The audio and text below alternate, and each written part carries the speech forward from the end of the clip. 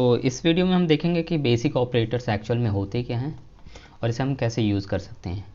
तो एक्चुअल में basic operator क्या करते हैं, ये वैल्यूज़ को ट्रांसफॉर्म करने के लिए यूज़ होते हैं और कंबाइन करने के लिए यूज़ होते हैं। सपोज दैट कि A1 A2 एक दो अलग अलग वैल्यूज़ हैं जिसमें अलग अलग वैल्यूज़ स्टोर है, इंटीजर वैल्यूज़ लाइक 10 20। तो आप कंपेयर कर सकते हो, उसमें अर्थमेटिक ऑपरेशंस लगा सकते हो जिसमें आप कुछ भी x equal to y, x plus equal to y कर सकते हो, या फिर आप मैथमेटिकल ऑपरेशंस लगा सकते हो। तो ये सब बेसिक ऑपरेटर्स में आते हैं। तो चलिए चलते हैं हम अपनी जावास्क्रिप्ट फाइल की ओर और देखते हैं एक्चुअल में ये कैसे वर्क करते हैं।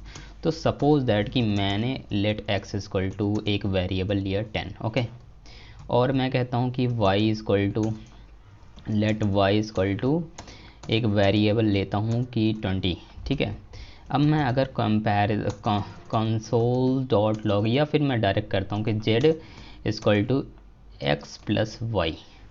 अब यहाँ पे देखिएगा कि क्या है, यहाँ पे जो है ये कंपैरिजन ऑपरेटर है, ये इक्वल टू, ये भी एक बेसिकली ऑपरेटर है और ये एक मैथमेटिकल ऑपरेटर है। और अगर मैं इसको कंसोल डॉट लॉग जेड कर देता हूँ तो ये मुझे एक्चुअल में मेरे इंस्पेक्ट करने के बाद कंसोल में मुझे ये दे देगा जेड प्लस वाई। 10 प्लस 20 कितना होगा, 30 होगा। 30 ये मुझे प्रिंट कर देगा। तो चलिए देखते हैं कंसोल में हमारा 30 आ रहा है या नहीं। सो जो जेड की वैल्यू स्टोर्ड है वो 30 हो गई, ठीक है। तो यहाँ पे देख लीजिए कि 30 ये आ रहा है। तो इस तरह से आप लॉजिक एक्चुअल में परफॉर्म कर सकते हैं और आप मल्टीपल चीज़ें कर सकते हैं। सपोज दैट कि मैं कहता हूँ कि कंसोल डॉट लॉग, अब मैं कहता हूँ कि x माइनस वाई कर दो, एक जगह x इंटू वाई कर दो, मल्टीप्लाई कर दो, एक जगह कर दो x डिवाइडेड बाई वाई कर दो, ठीक है। तो बहुत सारे ऑपरेशन परफॉर्म हो सकते हैं एक ही जगह पे। आप यहाँ पे देख लीजिए कि मैं यहाँ पे माइनस करने पे -10 आ गया, तो इंटू पे 200 आ गया, 0.5 डिवाइड करने पे आ गया। सो इस तरह से मैथमेटिकल ऑपरेशंस परफॉर्म होते हैं, ओके। अब क्या कर सकते हैं कि जैसे कि अब किस किस टाइप के लॉजिकल और मतलब कि ऑपरेटर्स होते हैं बेसिक ऑपरेटर। देखिए मैथमेटिकल ऑपरेटर हो गए, comparison, logical operator, assignment operator, और फिर स्ट्रिंग ऑपरेटर, अलग अलग टाइप के ऑपरेटर्स होते हैं, ओके। तो हम चलिए देखते हैं कि असाइनमेंट ऑपरेटर क्या होता है। असाइनमेंट ऑपरेटर्स क्या होते हैं एक्चुअल में, तो मैं इसको सिंगल लाइन कमेंट कर देता हूँ। अब मैं मान लीजिए कि यहाँ पे कहता हूँ कि यहाँ पे x प्लस वाई ये है, ठीक है। अगर मैं यहाँ पे आता हूँ और कहता हूँ कि x plus equal to y, अब यहाँ पे क्या होगा, यहाँ पे आप सोचिए क्या हो सकता है अगर मैं ऐसा करता हूँ तो परफॉर्मेंस यहाँ पे। तो एक्चुअल में, और मैं या फिर करूँ कि इसको कहता हूँ कि C में डाल दूँ x plus equal to y, ठीक है। यहाँ पे क्या होगा, जो लॉजिक है वो क्या परफॉर्म करेगा, अभी मैं आपको शो कर देता हूँ। सो सबसे पहले शो करने से पहले मैं आपको C में इसको स्टोर कर दिया हमने। मैं आपको बता देता हूँ ये एक्चुअल में क्या होगा, ये होगा x equal to x plus y, ठीक है। असाइनमेंट ऑपरेटर है यहाँ पे। और मैं अगर इसको सपोज दैट इसको मैं कमेंट आउट कर देता हूँ। अब देखिए यहाँ पे 30 आ गया। यहाँ पे क्या किया इसने, x एंड y को जोड़ दिया है, इसको x में स्टोर कर दिया है, ठीक है। अभी मैंने इसको, और मैंने इस जो x की वैल्यू स्टोर है इसको C में स्टोर कर दिया। अगर मैं इसको डिलीट भी कर दूँ और यहाँ सिर्फ और सिर्फ x प्रिंट करूँ तो भी ये काम करेगा। यहाँ पे देख लीजिए कि अगर मैं सिर्फ और सिर्फ x प्रिंट करता हूँ तो भी ये 30 मुझे देगा, सेम चीज़, ठीक है। तो आप असाइनमेंट ऑपरेटर इस तरह कर सकते हैं। असाइनमेंट ऑपरेटर में आप कंपेयर भी कर सकते हैं, सॉरी कंपैरिजन ऑपरेटर में हो जाएगा ये। अब मान लीजिए कि x minus equal to y कर देते हैं, तो आप सोच लीजिए यहाँ पे क्या हो सकता है। यहाँ पे आपने माइनस कर दिया तो मान लीजिए यहाँ पे हो जाएगा, यहाँ पे x की जगह बीच में मान लीजिए कि x equal to x minus y हो जाएगा, ठीक है। तो यहाँ पे आप देख लीजिए कि यहाँ पे दूसरे वाले में ये माइनस वाई हो गया, यानी कि 10 इसने दे दिया, ठीक है। x में से y माइनस कर दिया तो 10 आ गया, ठीक है। यहाँ पे ये देख लीजिए। अब एक्चुअल में आप सोच रहे होंगे कि ये वेदर इट इज़ वर्किंग और नॉट, तो मैं इसको कमेंट आउट कर देता हूँ, इसको भी कमेंट आउट कर देता हूँ और इसको भी कमेंट आउट कर देता हूँ। तो अभी आप ये देख लीजिए -10 आ रहा है, ठीक है, x में से -y कर दिया, ठीक है।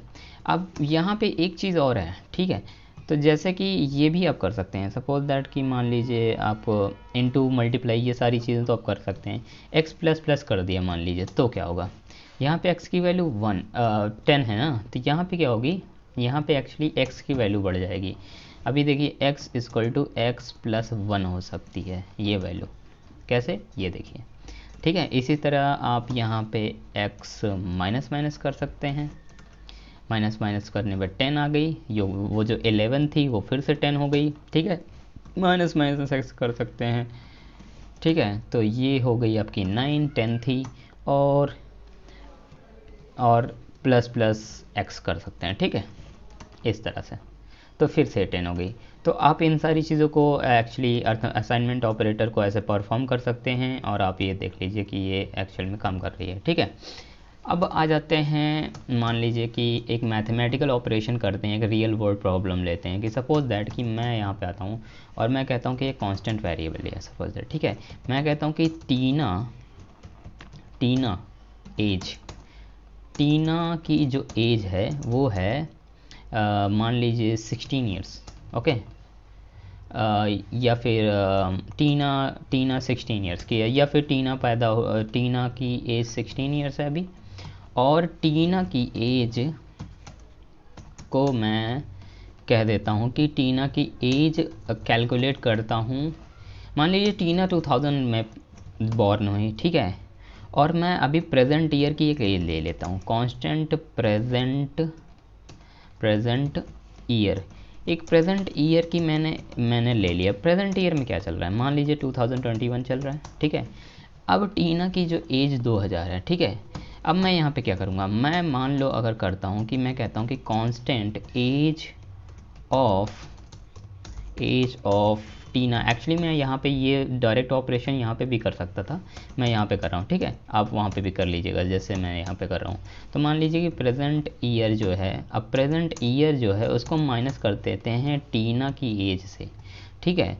और अगर मैं कहता हूँ कि console.log एज ऑफ टीना कितना होगा, एज ऑफ टीना जो होगी एक्चुअल में 21 साल हो जाएगी, यानी कि 2000 से 2021 तक आ गया, ठीक है।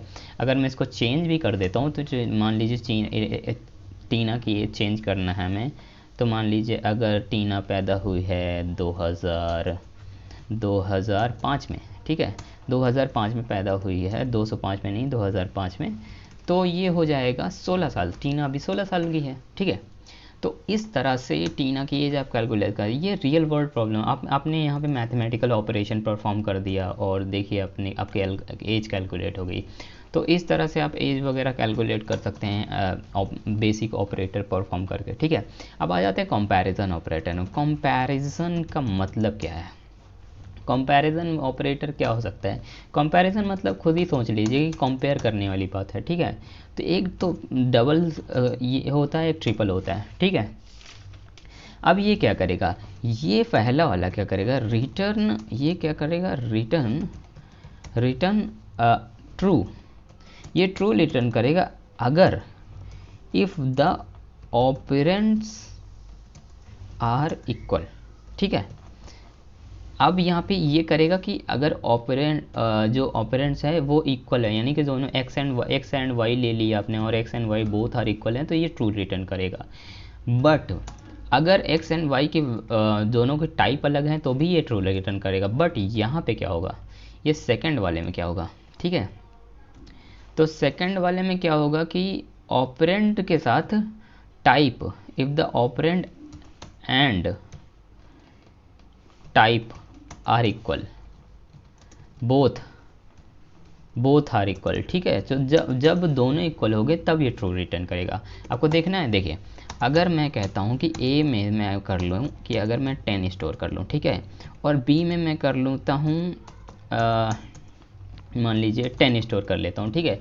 अब देखिए इन दोनों का टाइप सेम है, ठीक है। अगर मैं कहता हूँ कि if a equal to b, ठीक है, तो क्या कर दो, ये कह दो console dot log both are true.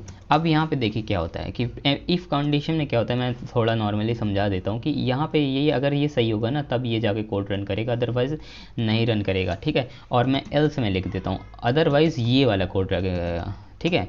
Both log both are not true, both are not true. अब देखिए यहाँ पे क्या होगा कि पहला ये तो कंसोल डॉट लॉग ये वाला ट्रू, अगर ये दोनों ट्रू होंगे तो ठीक है। अब मैंने यहाँ पे बता क्या रखा है कि मैंने कहा कि इफ़ ऑपरेंड्स आर इक्वल, ठीक है।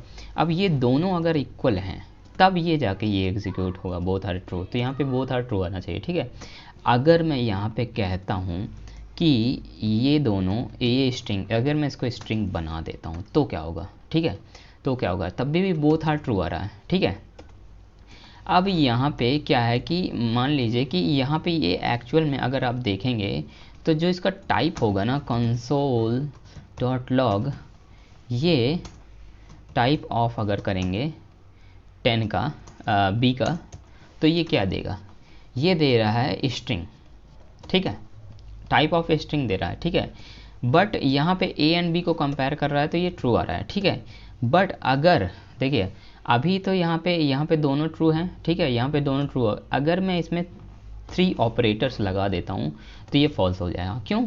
क्योंकि ये कह रहा है कि मुझे दोनों यहाँ पे तो दोनों ट्रू हो रहे हैं क्योंकि इनका जो ये जो 10-10 आ रहा है, ठीक है। बट यहाँ पे क्या है कि यहाँ पे दोनों अलग अलग टाइप के हैं, ठीक है। टाइप इनका नहीं मैच कर रहा, तो यहाँ पे ये फॉल्स हो जाएगा। यहाँ पे बोथ आर नॉट ट्रू आ जाएगा, ये देखिए यहाँ पे बोथ आर नॉट ट्रू आ रहा है। तो यहाँ पे आप देख सकते हैं कि ये जो ऑपरेटर है ये एक्चुअल में वर्क करेगा जब दोनों सेम होंगे, बट ये तभी वर्क करेगा जब दोनों सेम होंगे और दोनों का टाइप सेम होगा, ठीक है। तो आप देख सकते हैं कि कंपैरिजन ऑपरेटर इस तरह से काम करता है, ठीक है। उसके बाद हम आ जाते हैं कि return true if operands are not equal. देखिए अब यहाँ पे क्या है कि एक ऑपरेटर होता है कि ये क्या करेगा, ये जो नॉट इक्वल टू जो ऑपरेटर है ये क्या करेगा कि ये रिटर्न करेगा return true if operands are not equal. अब देखिए यहाँ पे क्या कह रहा है कि तब रिटर्न ट्रू करोगे जब ये दोनों इक्वल नहीं होंगे।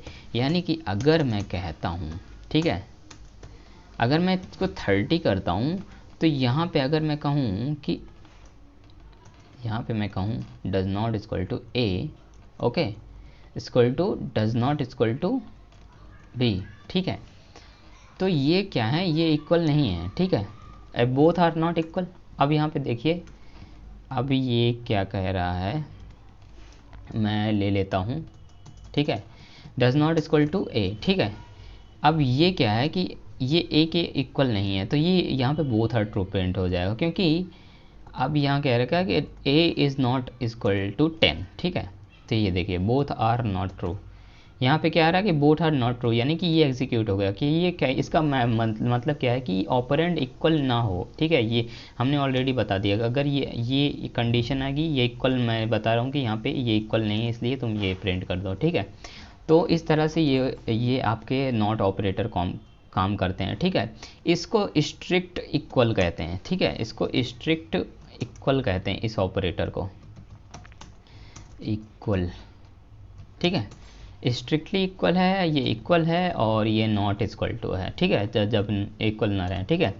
उसके बाद हम आ जाते हैं कि मान लीजिए इफ़, अगर हम एक कंडीशन देते हैं कि मान लीजिए कंपैरिजन ऑपरेटर के बाद हम मान लीजिए कि एक कंपेयर करते हैं, मान लीजिए कि A, if A is greater than B then, तब इसको रन कर दो, ठीक है। तो यहाँ पे लिख दो A is GREATER else console.log a is less, ठीक है। ए, अब यहाँ पे अगर ए बड़ा होगा तब ये बी से, तब ये जाके ये एग्जीक्यूट होगा, अदरवाइज़ ये एग्जीक्यूट होगा। मैं बार बार सेमीकोलन लगाना भूल जा रहा हूँ, आप मत भूलिएगा, ठीक है। तो यहाँ पे देखिए यहाँ पे कह रहा है ए इज़ लेस, एजलेस, क्योंकि यहाँ पे ए छोटा है ना कि बड़ा। अगर मैं इसको उल्टा कर देता हूँ तो पहला वाला कोड होगा, ए इज़ ग्रेटर रन हो जाएगा, ठीक है। तो यहाँ पे कंपैरिजन यहाँ पे देखिए, यहाँ पे भी कंपैरिजन हम कर रहे हैं, ठीक है। और हम कुछ देख लेते हैं कि लॉजिकल ऑपरेटर्स क्या होते हैं। लॉजिकल ऑपरेटर्स अब लॉजिकल ऑपरेटर्स का क्या है कि देखिए, एक तो होता है एंड, ठीक है, ये होता है लॉजिकल